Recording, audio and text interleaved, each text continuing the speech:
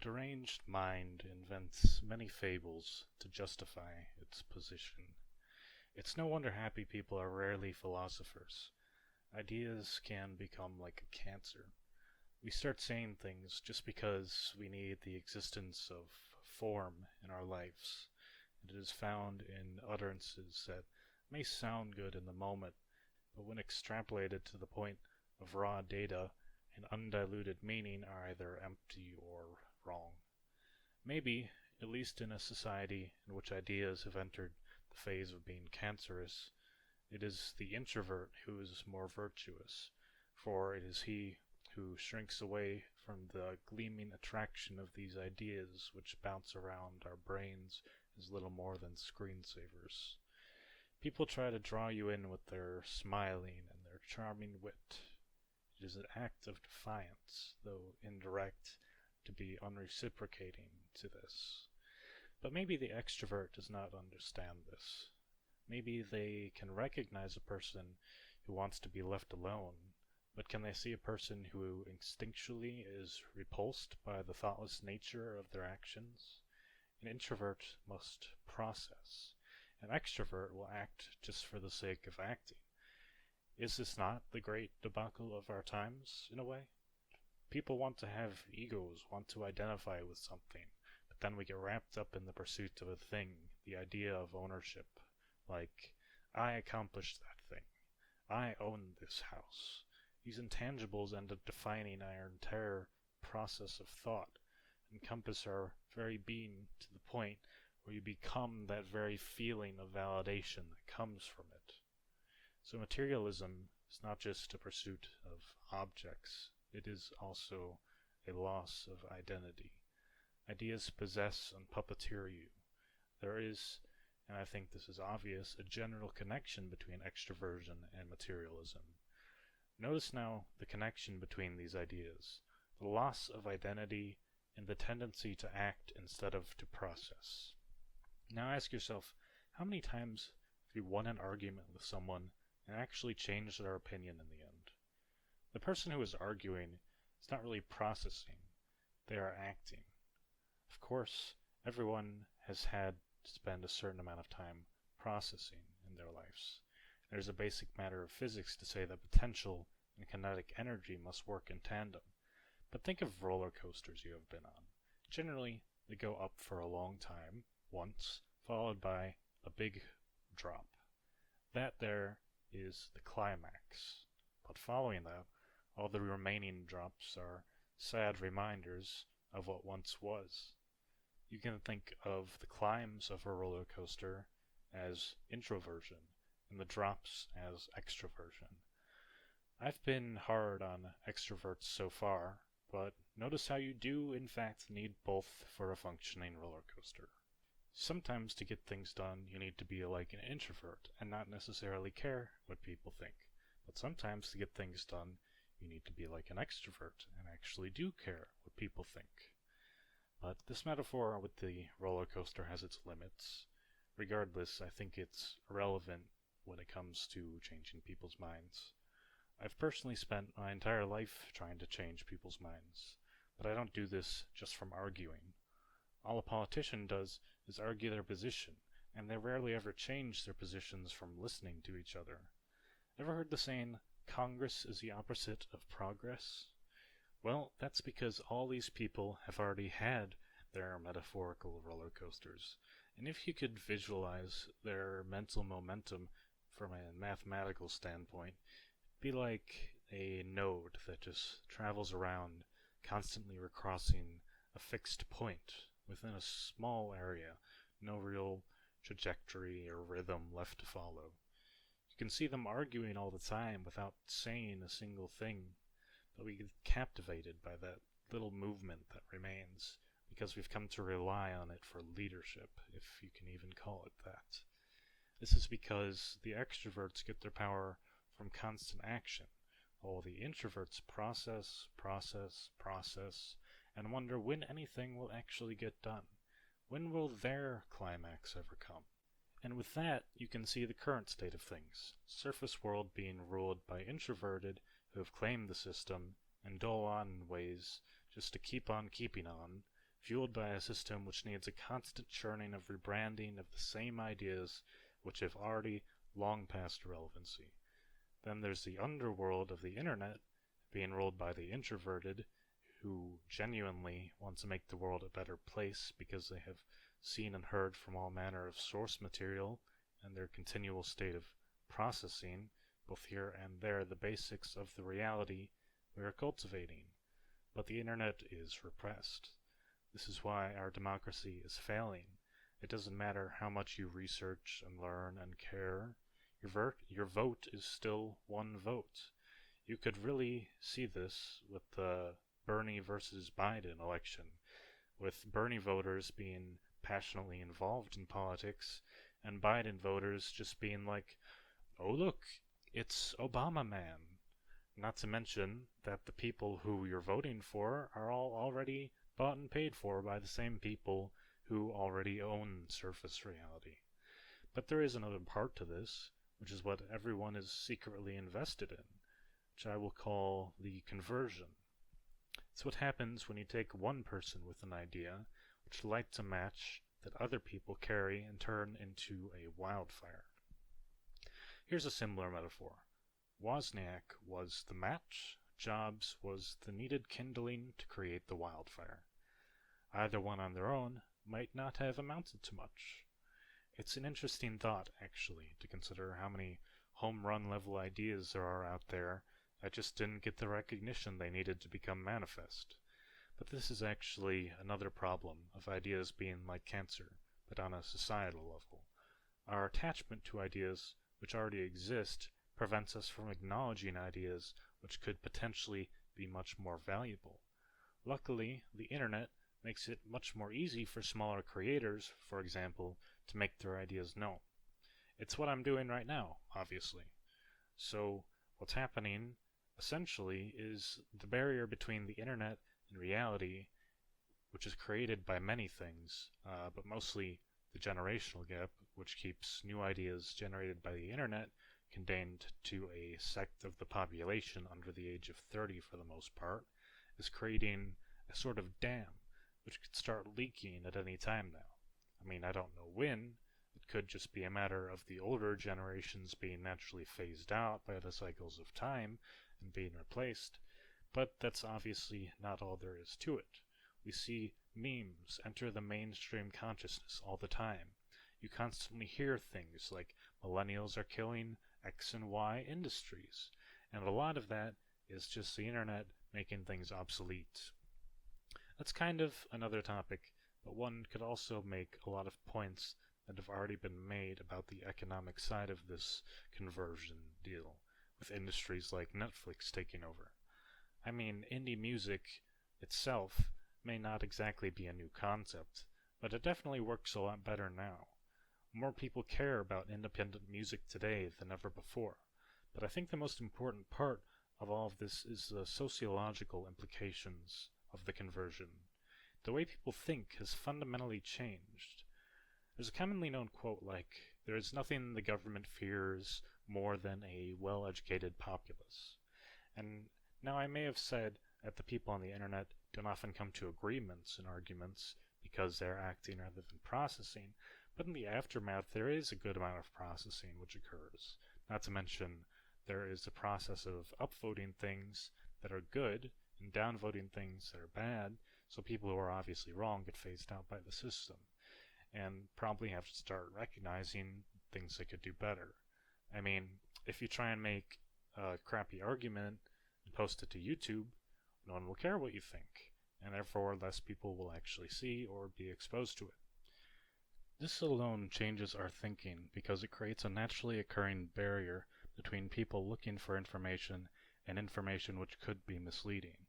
And beyond this even, I think educating people is great, but information alone doesn't get the job done. It's tasty, but it hasn't quite put the tendies in my chicken yet. Let's talk about corporations for a second. Corporations suck in all kinds of ways, but let's look specifically at their essential nature of being soulless. Not only does a corporation ruin people's lives by sucking money out of their wallets, depriving their employees of what they deserve, and destroying the planet, but they also want to sanitize and suck the passion out of life itself. I mean, I literally just said something about governments not wanting people to be educated, and as anyone who is educated knows, there is an inherent tie nowadays between forces corporate and governmental. Corporations probably like you being dumb even more than governments, because then they can get away with all the bad things they do. They can sell a worse product. They can take shortcuts. Does it cause cancer? Not a problem, unless the people know about it. So they institute these methods of control not only to make you dumber, but also to make it harder to do anything about it if you are smart, with all the red tape that exists. Passion and soul are the very enemies of good capitalism, because if you don't have a soul, you might stop relying on consumerism as a means through which to achieve happiness. If you don't have a soul, you can work for them without thinking a single rebellious thought, and just be productive all day long. You can do things that might not otherwise sit right with you morally, and not question that which is questionable. You don't rock the boat, is what I'm saying. I'm going to throw this video in here for emphasis real quick. It's by Terence McKenna. Anyway, so this is where the conversation gets good. Our very attitudes are actually changing. I mean, you can institute all the control methods you want, but if everyone sees through it as the BS that it is, then you have no way of enforcing it. And this is why I think there are videos today like this TED Talk. If bad ideas are the cancer, then good ideas have to grow like a virus? I wonder if you could cure cancer by putting inert viruses in the tumor.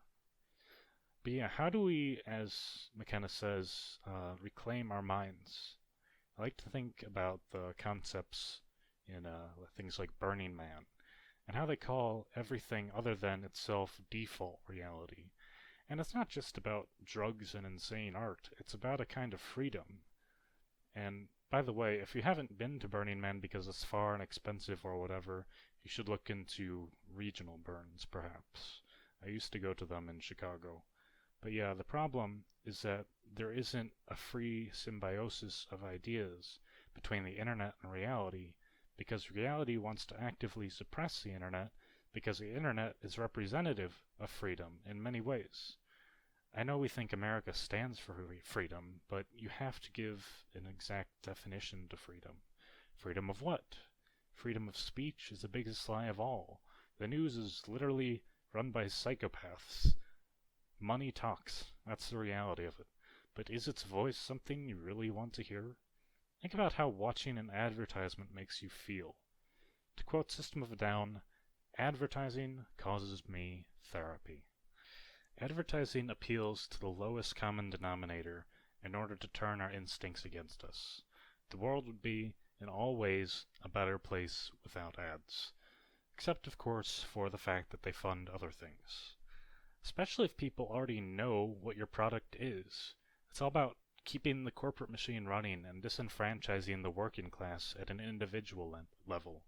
They want us to have crab mentality. Everyone has an inner desire for truth, but the people in control want to hide that they're doing evil, and in order to instill conformism/control, they have to make themselves seem like something other than what they are. And it's an ugly sight. Like a woman who wears way too much makeup, or something that smells artificial. The essential nature of the people who are evil seeps into everything they do.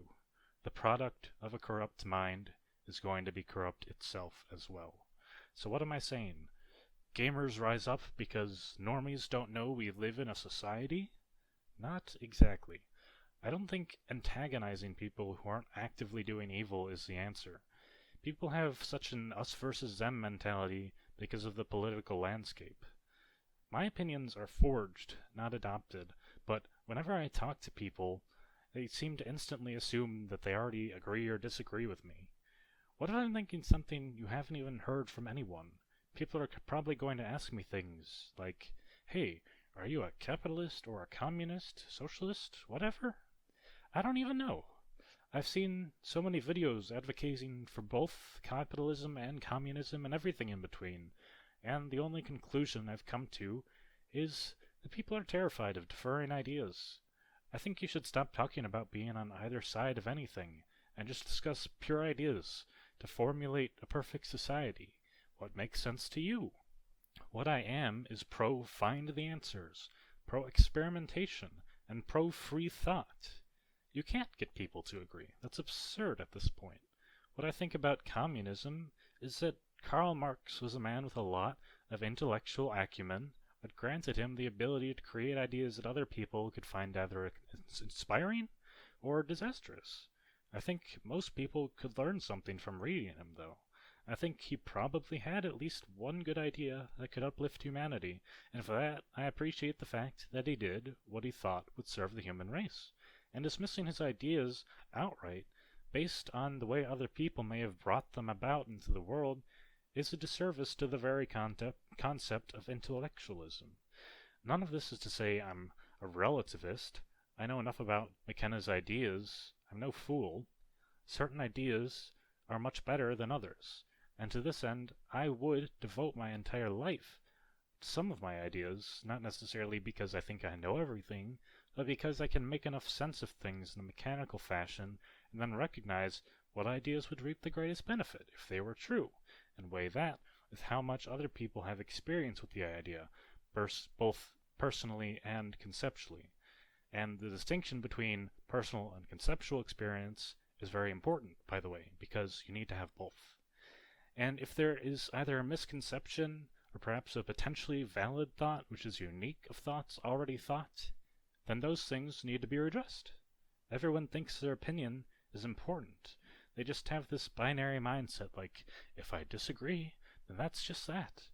But if I'm proposing an idea which could revolutionize health, potentially eliminating the risk of heart attacks or cancer, an idea which no one has proposed before, and there's even a 1% chance I'm right, that means that I am right just for proposing the idea. Why? Because even 1% means low risk, high reward in this scenario. What if every day there was a 1 in a million chance that there was $1 trillion under a rock in your backyard? Would you ever check it?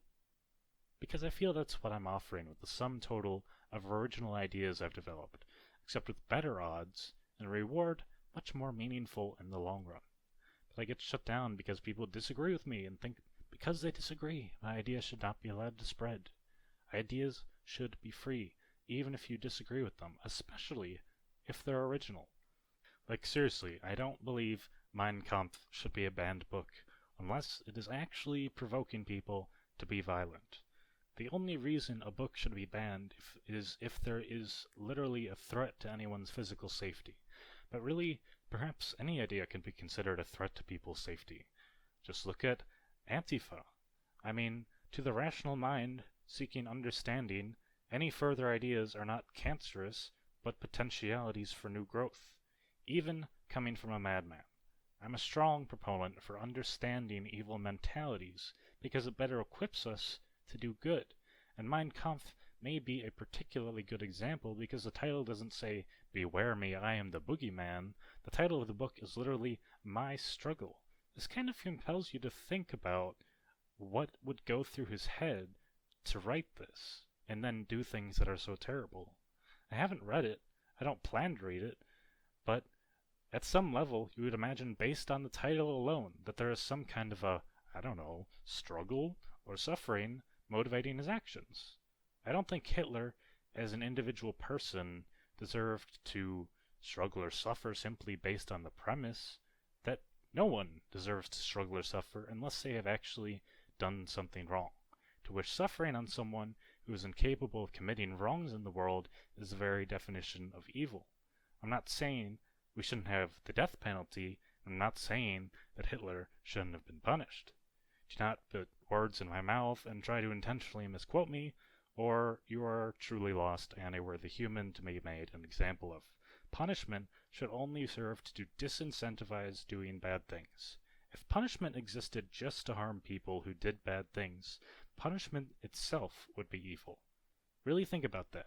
If you want someone to suffer, and you thrive off of that, that's a primitive tribal instinct.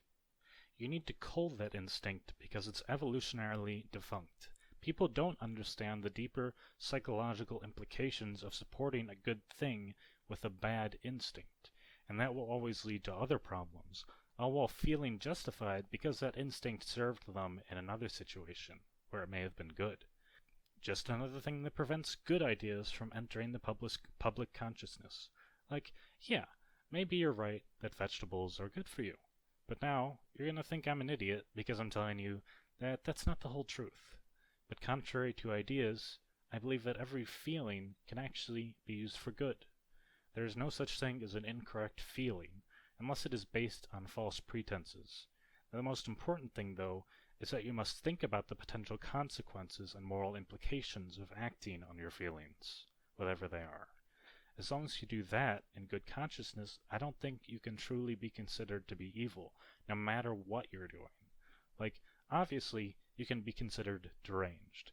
And remember that as I continue to talk about this, because it should make some things more clear.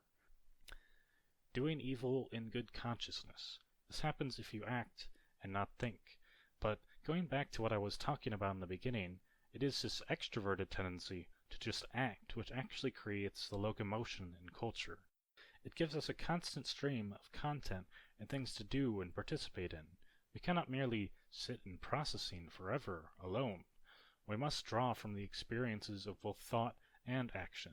I think an interesting question to discuss is, was Hitler evil or deranged? You can actually see both introverted and extroverted tendencies in him. So he's kind of an interesting subject. And I watched a video on his childhood, and honestly, it had a lot of parallels with my own childhood. Evil is something you must decide on. If you are deranged, you are like a rabid dog who is not in control of your actions. The Oxford Dictionary defines deranged as unable to behave and think normally, especially because of mental illness. So imagine that perhaps Hitler was physically unable to prevent himself from performing the exact actions he performed. The mind's functioning is no different from a machine. To call a machine evil for having a gear in the wrong place would be nonsense. In this capacity, you cannot call a person both evil and deranged. It's like a spectrum. Evil just wants to cause misery. Derangement can and often does have the best intentions, and perhaps even no intentions at all. I remember there was a scene in the movie about Jeffrey Dahmer, and he's fishing with some other high school kids, and suddenly just goes ape on this fish he caught and tears it open. When prompted for an explanation to his actions, he says, "I just wanted to see what it was like inside." That's a great example of a psychopath, having no conscience. They don't even know they did something wrong. Here's another example. I read from an article online studying the psychology of a rapist, and they said that they, quote, felt they were repaying her for sexually arousing him. It's not like this person did not understand beforehand that rape is wrong. They entered a state where they became deranged, temporarily or otherwise. And going back to what I said at the beginning of this video, their mind, in failing to act rationally, created a narrative that seemed to align with their perceptions. Not cool. But again, not exactly what I would call evil, just highly deranged. Evil, on the other hand, can actually go against its own whims. So even someone who feels like doing something bad can actually choose to do good. An evil person does not have to be a corrupt person. Evil is a state of mind, not a particular action. I think it's much more valuable to analyze someone who is deranged than someone who is evil, because the reasons for being deranged are not always clear. An evil person should simply be killed, and the sooner the better. But a purely evil person is probably a rare thing. A deranged person is much more complicated than a person who is pure evil and just wants to cause suffering. I can't stress this point enough. None of these people who were causing such mass pain and suffering like Hitler, Mao, and Stalin thought that they themselves were evil. And I think an evil person has to know that they are evil. Like, obviously, you can't just say that killing is evil. Have you ever seen the show Dexter? Dexter is like a freaking angel of death. His actions were, hands down, a force for good, and he took people's lives. He had a strong inner impulse to kill, but he didn't let that define him, and he turned his so-called evil desire into a force for good. If you're not familiar with the show, Dexter is traumatized by seeing the violent death of his mother at a young age, and is left with an irresistible urge to kill. Basically, he takes this urge, and instead of becoming a simple murderer, uses his forensic talents to find out and kill people who are usually murderers themselves, who the system hasn't been able to pin down on its own, and very often he actually saves the lives of innocent people who would otherwise be victims of the people he kills. I think this is exactly cases like Dexter's that have motivated some people to stand up in defense of pedophiles. There's an episode of The Good Doctor where a pedophile checks himself into a hospital and attempts to get himself medically castrated. They aren't able to do it for him in time because there is red tape involved in harming a patient, and he throws himself in front of a bus because he is afraid of actually going through with his desires. This is an interesting case because his desire is physically ingrained within him, but he would rather hurt himself than hurt someone else. But what if, like Dexter, he took his desire to do something heinous and turned it into something that made the world a better place? Like, take that desire, instead of doing harm with it, go and, I don't know, volunteer to coach Little League. And I know what you're thinking. I don't want a pedophile coaching my child, but volunteering is a noble pursuit. Would you rather have a person who is just trying to channel their urges into something positive, or no one coaching at all? Especially when the alternative might be them actually committing a heinous act.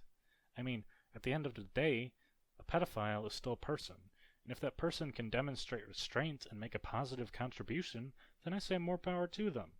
I mean, yeah, if they actually do something, they deserve no less than a bullet to the head. But the point is, pedophiles exist, and you can't just go and commit genocide against every person who has a feeling that is wrong. And I think the way people are reactionary to pedophiles being bad is highly overemphasized in culture. I don't see nearly the same reaction to the fact that most CEOs are clinically psychopaths. Considering the amount of power they have, that is substantial. But society at large is complicit. This is going to be a controversial statement, but I think we should try and feel the same way for anyone who is struggling with an inner darkness. May I remind you that Mein Kampf means my struggle? Again, evil is a state of mind, while derangement cannot defy its own whims. Without whims, it has nothing. Is a psychopath evil? No. A psychopath is deranged, but not just deranged, 100% deranged, through their entire thought process. There is no filter to stop them from doing whatever they are feeling, which actually might be worse than being evil. But there's that word again, feeling. A feeling can't be wrong in itself, but a feeling without any restraints, that is often a recipe for disaster. I mean, just try to imagine. Stop censoring yourself in any way, mentally or physically, and just start doing. Almost like Tourette's syndrome. And that doesn't mean like constant movement. Doing nothing is also a doing. Otherwise, when someone asked you what you were doing, you wouldn't say the word nothing in response. You'd just be silent, right? If you did this, you'd probably find a lot of darkness within yourself. The id, unrestrained. Maybe this is actually the very malfunction of a psychopath, lacking any kind of filter. Hitler was a full-on psychopath. So am I actually implying that Hitler wasn't evil? That him and others like him are victims of their own mentalities? Here's another way to think about it that doesn't make me start to sound like a psychopath. But first, please note that the purpose of this thought exercise is not to defend him, but to change how we perceive the nature of people who do things that are so obviously wrong. You have probably seen a lot of movies where people die. At first, you probably found this to be very frightening or disturbing. But that's not going to be true for everyone the first time they see someone die on screen. Like, some people are born unafraid of horror movies. Some people can never watch them. That's biodiversity. There's going to be some people who see a person die on screen and realize, in a very logical way, that the person does not exist, and they may not feel a thing at all. What if Hitler, and other people who commit massive atrocities, are actually unable to create the mental association between seeing a person die and the implications of what just happened to them? I mean, really, it's just another stimuli to anyone watching, no different from film. So even though, through logic, the person who does not feel anything for a person who dies in a movie can feel bad for a person who actually dies, what if the logic doesn't present itself? even the most basic logical arguments don't have to be mentally acknowledged at all times. We just assume that they should. Is this really an absurd supposition that Hitler didn't make any kind of empathetic connection? Not really, because I don't think any predator animals feel any differently when their prey dies. I don't want to sound like the opposite of what Brett Weinstein says on Joe Rogan's podcast when he says Hitler was a, quote, rational monster. I'm a big fan of Brett, and I think his story of the controversy of Evergreen University should serve as a cautionary tale for the new age, but I think someone can be deranged and also rational. Like a villain who might make a lot of surprisingly good points about the world, but what they do with those thoughts is choose to destroy it. Just because your thought process is rational, that doesn't mean what you're doing is actually in alignment with doing rational things in response to those thoughts. I mean, look at people who take too many drugs. They might have all kinds of intense, crazy revelations, which may even be true and interesting, but then they go and do the most inane things. Here's a fine example that popped to mind, actually. Have you ever heard of the Archimedes principle? Well, it's a law of physics discovered by Archimedes stating that any floating object displaces its own weight of fluid. And upon realizing this while sitting in the bathtub, the guy literally leapt out of his bathtub, ran into the city streets naked, shouting, "Eureka! Eureka!" which is actually where we adopted the word, which was originally Greek for "I have found it." So, like Hitler, maybe the original idea is rational, wanting to elevate the German people. I mean, obviously the German people as a whole did not suddenly become irrational overnight the day Hitler took over. But then human nature corrupts an intention which may have originally started out as being noble. I mean, I think it's probably true that Hitler spent a decent chunk of his younger life without any evil thoughts in his head, but he aspired too high. And like Icarus in a way, when he found himself so high he became full of himself, and then, being in a place of power so high, was consumed by his own potential. Maybe his goals weren't clear enough in his mind before his rise. I mean, I really do ponder this because you should think deeply about not only the uniqueness of the position he was in, being so powerful, but also at what point did he snap? Was it merely a corrupted mentality? Was it the power itself? Was it the circumstances of Germany? What? We should think about this if people on the internet are going to start claiming the title of influencer for themselves. I mean, that is what I want too. It sounds strange to think about it, but when he gave speeches in the fashion he did, Hitler was like the original influencer. Other people have done public speaking, but he was literally prodigal in that aspect. I've heard that he would really draw from the crowd's reactions to determine the exact tone and content of what he said, and that was what made him a great speaker. And damn, considering the actions he inspired, he sure was damn good at inspiring that influence. So I guess Hitler did one thing right. Proved that the power of a single man could be enough to change the entire world. And I hope to do the same. So, am I like Hitler?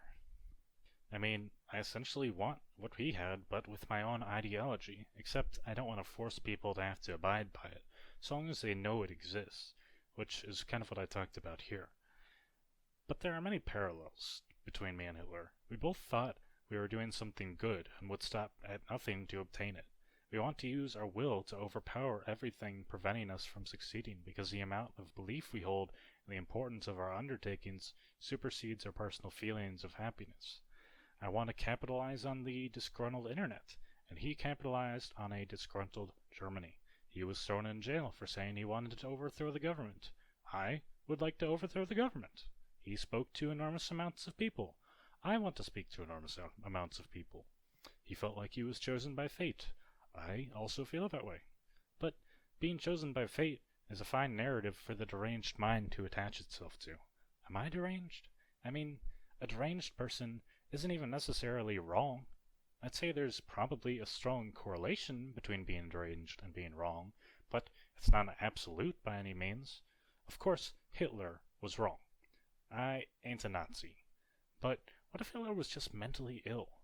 There's some speculation that he had schizophrenia.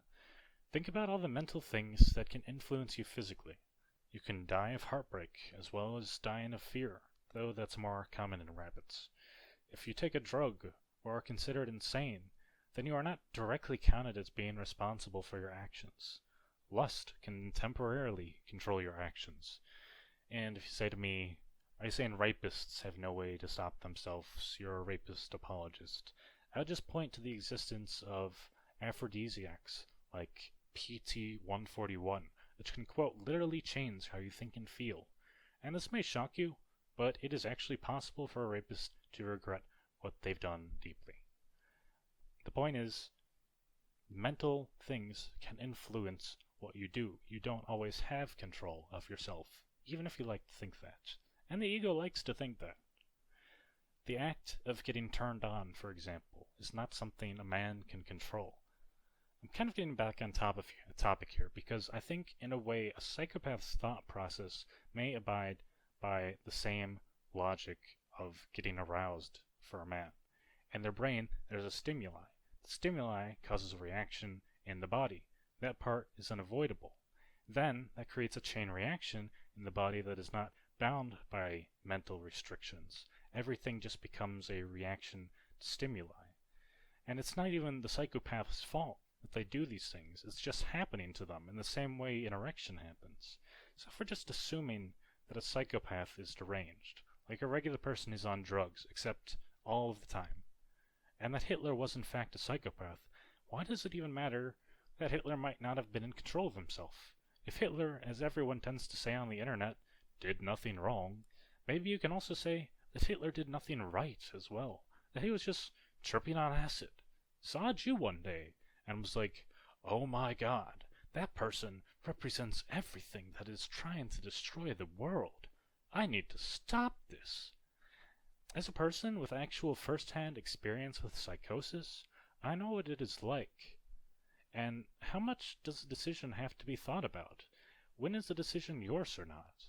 Maybe this is all just semantics, and in some way we're all just reacting to stimuli, and it doesn't matter whether your actions are compelled like a domino effect, or constructed with a foundation of pure logic and reason. These are all good questions, but I think I know one thing for sure. Given, again, that all existing factors are within the realm of being knowns, morality is objective and absolute. I think that's why Christians like the idea of an absolute God. And he, for example, gave Moses the 10 Commandments. But on the other hand, I think the world is the way it is, full of chaos and strife, because there really is no way for everything to be known. Time introduces an element of dynamicism to all things. Something you know now can be wrong the very next second, but I think it's all a balance. We all have a little psychopath in us, because it's actually necessary in order for us to press on in our ideals without stopping every second to reassess ourselves. That's like the extroverted archetype for insanity, while an introverted archetype would be someone who neurotically overthinks every single action and can't keep up with the natural flow of things. Everything is like a dance in that way. Logic is powerful, and if you can really master it and present every considerable factor in a clear and simple fashion, then anyone who isn't compelled by an ulterior motive should be able to change their minds, and hopefully their actions as well. I think what makes a person crazy is being presented all the facts and choosing to act differently. And, strangely enough, that means a lot of people are crazy.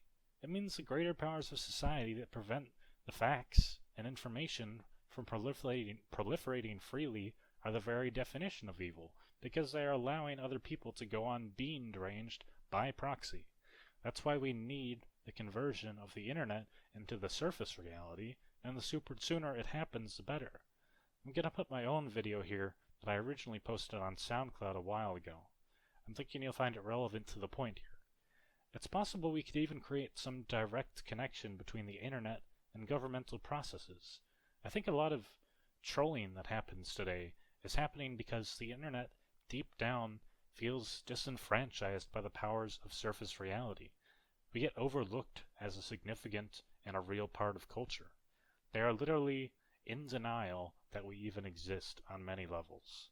I mean, does anyone remember that reporter who literally said on air, quote, "Do we even know who this 4chan is? unironically, the internet shouldn't be a niche subculture. It should be something everyone uses. But they have to make us look bad, because if everyone started using the internet, it would shake up the system. And it's a true fact that the government infiltrates internet forums and tries to control us with disinformation and other tactics that prevent us from reaching our truest potential. I remember I used to have this giant picture saved that was like a long list of internet infiltration and disinformation techniques used by the FBI. And then there's crap like this. So it's not science fiction. It's not a conspiracy that there is a concerted effort to prevent people from realizing the negative aspects of the system we live in, and acquiring the resources they need, material or educational, to rise up and change things. I think, analyzing it from this perspective, there's actually a deeper ironic twist to why people have created the "Hitler did nothing wrong" meme. So here's my hot take. Saying something so erroneous and in such great numbers is done not just to defy their inability to say horrible things for the lulz, but in order to directly state, hey, you may have your own institutions of thought, but we have our own, and it is so impenetrable to you that we have cultivated our own sense of being centered around being disaffected by our self-righteous reactiveness, not because we are apathetic, but because we are transcendental. I mean, the crazy thing about talking about Hitler is that people don't even realize that the people who defend him, in this case, are trolling. The amount of people who actually defend Hitler, unironically, is beyond small. Those same people are probably mentally ill, just as Hitler may have been. But truly, the people who are afraid of words that have no implications of violent action behind them, such as this particular meme, Hitler did nothing wrong, are cancerous in society, and are, and I mean this in dead seriousness, just like Hitler. They want to erase us from society, or at least ostracize us from it, because we are unclean, like Hitler's image of the Jew. I have a mini conspiracy theory about the stigma behind talking about Hitler that may even justify why this meme exists. While yelling the word Hitler in public would get you in trouble, yelling Zedong would probably not have quite the same effect. In fact, Mao Zedong's corpse is embalmed and held in a crystal coffin in China. Millions of Chinese still think this man who killed maybe 10 times more people than Hitler was actually a god. And the fact that he is still held in high esteem in such a large and developed country shows that there is a modern adherence to his ideas, ideas which may be even more dangerous than Hitler's. And I say more dangerous not because they're better or worse, but because they're more complicated to fix. Like how a half-truth can actually be more dangerous than a full lie. But getting back on topic, the reason that Mao isn't as reviled worldwide as Hitler may be because the kind of stuff he brought about bears similarities to the current struggles within the modern world. Things like pushing workers beyond their limits, deprioritizing the old and weak because they weren't productive enough, censorship, disenfranchising the individual in favor of the system. But anyway, Hitler's ideas spread like a cancer. They gripped society and made it do horrible things it would otherwise never do. Just like how in today's society, people are gripped by the power of money and conformism to do horrible things. And I don't mean just the people at top. Think of all the things we're complicit in because we're afraid to lose our jobs. Policemen and witnesses in court case take bribes. You've probably seen, as I have, many shows where a good person does something that technically goes against a rule held in a company in order to maybe save someone's lives. Maybe what they did was objectively a good thing, but having no better alternative option, in the end, they lose their job anyway because they broke that rule. That's a cancerous idea right there, influencing our actions. But the people on top are senseless. The cancerous idea can't be flushed out because it's like in the corporation, that person is the brain, and the nervous system isn't connecting to the feet to tell it that it's in pain. The brain will just keep saying, do your job. And if the foot is infected or whatever, the problem will just get worse. That happens in people with diabetes. Their brain doesn't know that their foot has a problem, and then you have to amputate it. Many people think that good is just a completely concrete thing, and you just have to follow the rules. But it's not so. The function of good cannot just be to blindly sacrifice themselves for the well-being of others. The greatest good as something which is experimental, something that implicates universally, which is why it's especially important to analyze people, maybe using Karl Marx as an example, who aim to do good but end up causing widespread evil, either by their own actions like Hitler, or by other people's actions who influence them, like Marx's ideas did to known communist leaders like Mao and Stalin. This is another reason why the internet is virtuous. We're not afraid to make controversy.